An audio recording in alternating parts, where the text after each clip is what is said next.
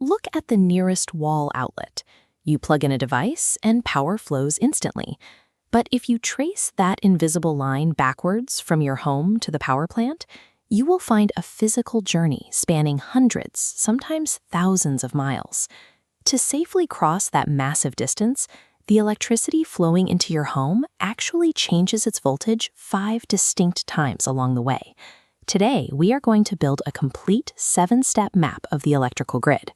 By the end of this process, the hardware and power lines sitting right outside your window will make perfect sense. This master flowchart is our blueprint.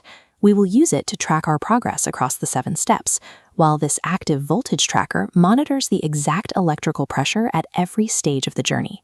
By mapping these stages, we can translate complex electrical engineering into the tangible, everyday infrastructure that powers our lives. Let's start at the source. Step 1 is generation. Electricity originates at massive facilities like thermal, hydro, or solar power plants. As our flowchart updates on the left side, the spinning generator inside the plant spikes our tracker, producing an initial voltage typically between 11 and 25 kilovolts. Step 2 introduces the step-up transformer. These are massive pieces of equipment designed to prepare that initial electricity for cross-country travel. Looking at the map, Step 2 pushes our tracker deep into the red zone. The transformer dramatically increases the pressure, bumping the power from 11 kilovolts all the way up to 132, 400, or even 765 kilovolts. This split-screen animation shows exactly why we force that extreme increase. On the left, a low-voltage system requires a high electrical current. That high current creates friction, causing the wire to glow red and lose valuable power as heat, an effect known as I-squared-R loss.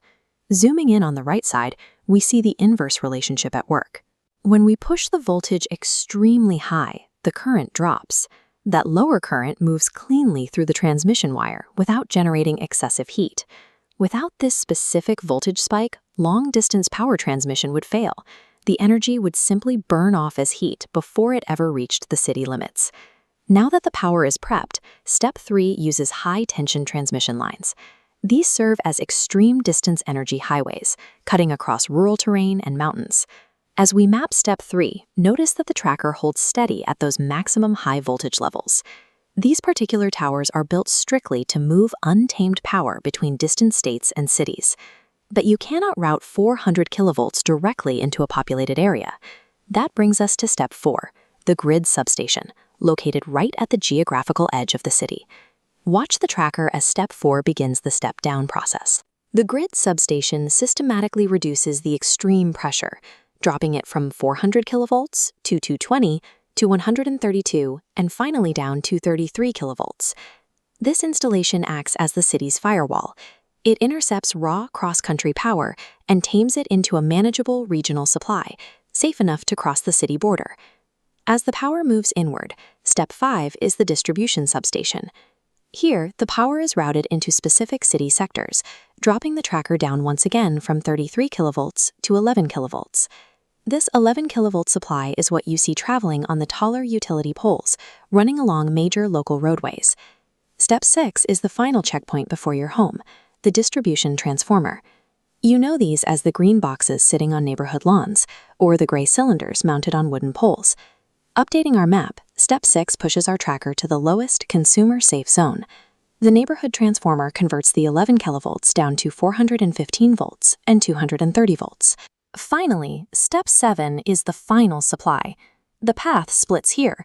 Residential homes receive a 230-volt single-phase supply, while light industry requires a 415-volt three-phase supply. Massive factories, however, require a different scale of energy. They often bypass the final neighborhood step entirely, pulling 11 kilovolts or 33 kilovolts directly from the grid, using their own private substations to power heavy machinery.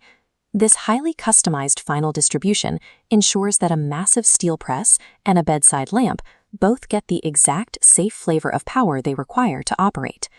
Looking at our finalized master flowchart, the complete path is mapped, from generation to the extreme step-up, across the transmission highways, and through the sequential step-down checkpoints until it reaches final supply. Look at the infrastructure outside your window. You can now identify exactly where that hardware sits on this map and recognize the invisible voltage math happening inside it. The electrical grid operates as a precisely tuned machine of continuous transformation, constantly adjusting its own pressure to defeat the physics of distance. If you found this technical breakdown helpful, drop a like, share it with a curious friend, and subscribe to Electrical Humsafar for more step-by-step technical deep dives. See you in the next video.